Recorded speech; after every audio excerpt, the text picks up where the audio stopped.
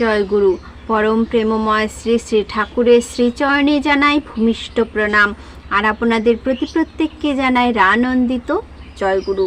আজকে আমি আলোচনা করব বিছানায় আমরা যখন ঘুমোতে যাই, তো ঘুমোতে যাওয়ার আগে 10 বার এই কথাগুলো উচ্চারণ করুন, 10 বার এই কথাগুলো বলুন, যেটা বললে আমাদের সব রকম বিপদ থেকে রক্ষা পাবো। আর ঠাকুর এখানে শ্রী শ্রী ঠাকুর এখানে 10 বার কি এমন কথা বলতে বললেন, যে কাজটি করতে আমরা যেন ভুল না করি, সেটাও বলেছেন। কি এমন বলতে বললেন আজকে সেই নিয়ে আলোচনা করব। অবশ্যই পুরো ভিডিওটি মনোযোগ সহকারে শুনবেন। সত্যানুসরণে ঠাকুর বললেন গুরুই হলো সাকার মূর্তি, আর তার জন্য এমন কাউকে অনুসরণ করে চলা উচিত যাতে জীবনে কোনো অবস্থাতে নিজেকে অসহায় যেন না লাগে। পরম দয়াল শ্রী শ্রী ঠাকুর ছিলেন মানুষের ভিখারি। তিনি মানুষ চেয়েছেন, তিনি সব দিনই মানুষ চাইতেন। শুধু তার একটাই চাওয়া ছিল যে প্রত্যেকটা মানুষ সৎ পথে চলুক, আর এই সৎ নাম যেন প্রত্যেকেই নিয়ে নেয়। তাই পরম পিতার বার্তা এই যে আমরা যেন ঠাকুরের কথা প্রত্যেকটি জায়গায় বলি এবং সৎনাম নেবার জন্য প্রত্যেকটি মানুষকে বলতে পারি। তাহলে আজকে শ্রী শ্রী ঠাকুর আমাদেরকে বললেন শোবার সময় কি এমন করতে হবে শোবার সময়। একবার পরম দয়াল শ্রী শ্রী ঠাকুর খুব দুঃখ করছেন, কাঁদছেন যে আমার একটা ভীষণ দুঃখ যে তোমরা মানুষের মতো মানুষ হতে পারলে না, আর আমার একটাই ইচ্ছা যে কিছু হও বা নাও হও, প্রকৃত মানুষ হও। এটা হলো ঠাকুরের পরম ইচ্ছা। তাহলে আমাদের ঠাকুরের এই ইচ্ছাটা পূরণ করা উচিত। প্রকৃত মানুষ আমাদের হতে হবে। আমরা নিজেরা যদি হই তাহলে অপরকেও করতে পারবো। তাই শ্রী শ্রী ঠাকুর বললেন একটা কাজও যদি তোমরা করো তাহলেও তো হয়। তখন এক দাদা বললেন কি কাজ?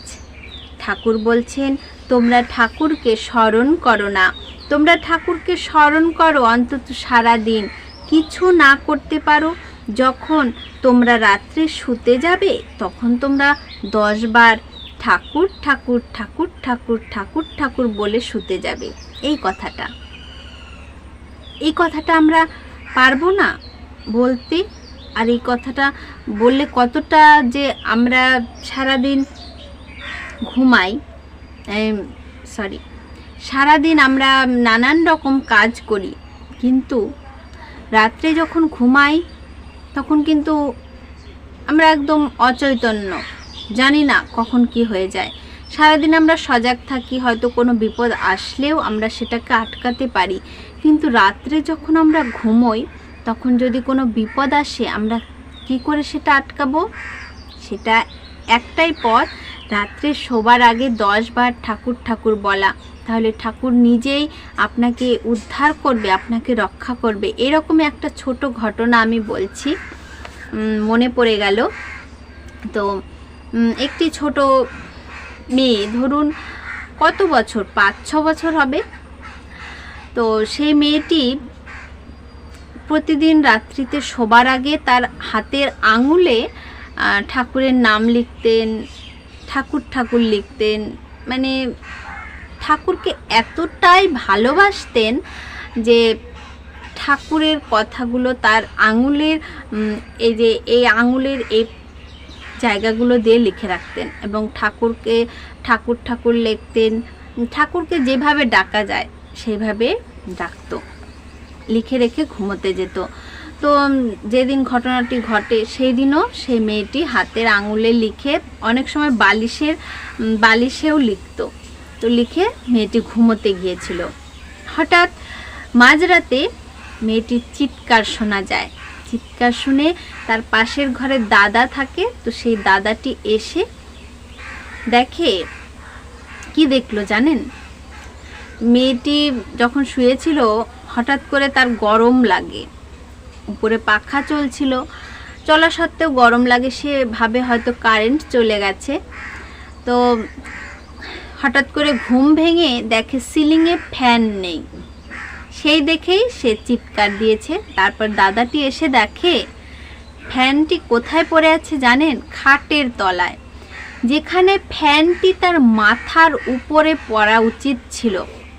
আমরা যখন ঘুমাই আমাদের ফ্যানটি কিন্তু মাথার উপরে থাকে, আর যদি সে ফ্যানটি কোনো কারণে পড়ে তাহলে কিন্তু আমাদের মাথার উপরে পড়বে। মানে আমরা যখন ঘুমাই তো চিত হয়ে ঘুমিয়ে থাকি বা কাত হয়ে থাকি, যেভাবেই থাকি না কেন, ফ্যানটি কিন্তু মাথার উপরে বা গায়ের উপরে পড়ার সম্ভাবনাটা থাকে।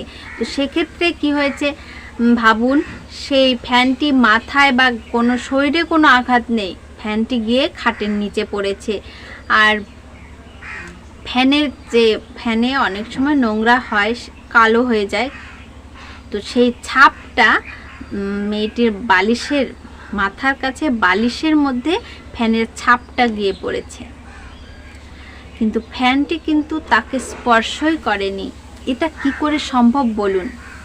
এটা একমাত্র সম্ভব ঠাকুরের দয়াতে। এই যে মেয়েটি রাত্রিতে শোবার আগে ঠাকুর বলতো, ঠাকুর বলতো, আবার হাতে লিখে রাখতো, এটি কিন্তু ঠাকুরের দয়াতেই হয়েছে। কেননা মেয়েটির খুব বড় বিপদ হয়ে যেতে পারত, কিন্তু সেটা না হয়ে ফ্যানটি খাটের নিচে পড়েছে। এই জন্য ঠাকুর বলেছে, সারাদিন তো তোরা অনেক কাজ করিস, অনেক কাজকর্ম করিস, কিন্তু রাত্রিতে শোবার আগে 10 বার কি ঠাকুর বলতে পারবি না? তারপরে শুনুন, এই 10 বার ঠাকুর বলে শোবার আগে এটা তো আমরা করতেই পারবো। প্রতিদিন যখন আমি শুতে যাব তখন ঠিক শোবার পূর্বে যদি আমি 10 বার ঠাকুর উচ্চারণ করি, তাহলে কি আমি ঠাকুর কি আমার স্মরণে থাকবে? ঠাকুর যদি 10 বার বলি, ঠাকুর কিন্তু আমাদের অবশ্যই রক্ষা করবেন। মানে কি, তিনি আমার স্মরণে এলেন, তিনি সর্বদাই আমাদের সাথে থাকেন, তবুও আমি তাকে স্মরণ করতে ভুলে যাই।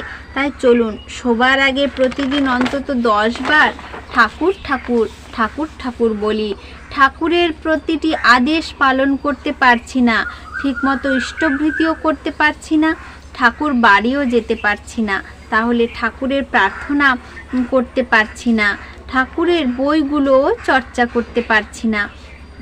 লোকের সঙ্গে যখন ঠাকুরের কথা বলি তখন লজ্জা পেতে হয়।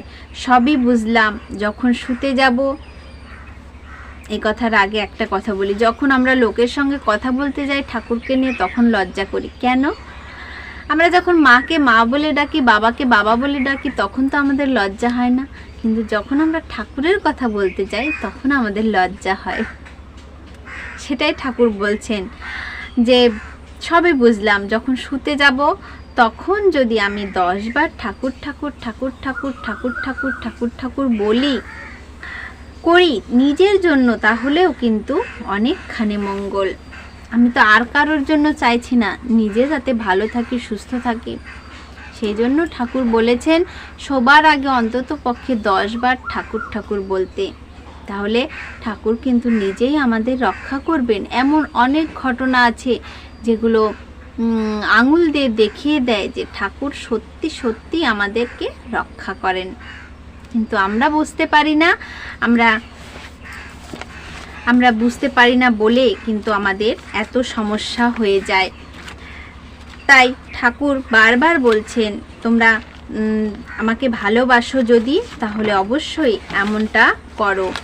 মনে প্রাণে ঠাকুরকে ভালোবাসো, আর কাজেও তেমনই করতে হয়। ভগবানের চিন্তা করবে, সাথে সাথে লাগে লোকহিত চিন্তা ও লোকহিত সাধন। তার সঙ্গে সঙ্গে চাই সৎসঙ্গ, সৎ আলাপ ও সদাচার। কিন্তু এসব কিছুর মধ্যেও কিন্তু আমরা রাত্রেবেলা শোবার আগে অবশ্যই ঠাকুর বলবো, তাহলে ঠাকুর আমাদের নিজেই রক্ষা করবেন। সারাদিন নানান কাজে ব্যস্ত থাকি, ঠাকুরকে ডাকার সুযোগ পাই না, তবে শোবার আগে এইটুকুটা আমরা করতেই পারি। ঠাকুরের আদেশ এইটুকুটা সকলে পালন করুন। ভিডিওটাকে বেশি শেয়ার করে দিন, যাতে সকলে এই জিনিসটা বুঝতে পারে। সকলে রাত্রিতে শোবার আগে বিপদ থেকে রক্ষা হওয়ার জন্য 10 বার ঠাকুর বলে। আপনারা সকলে ভালো থাকবেন, সুস্থ থাকবেন। আজকের আলোচনার প্রসঙ্গ এ পর্যন্তই। জয় গুরু।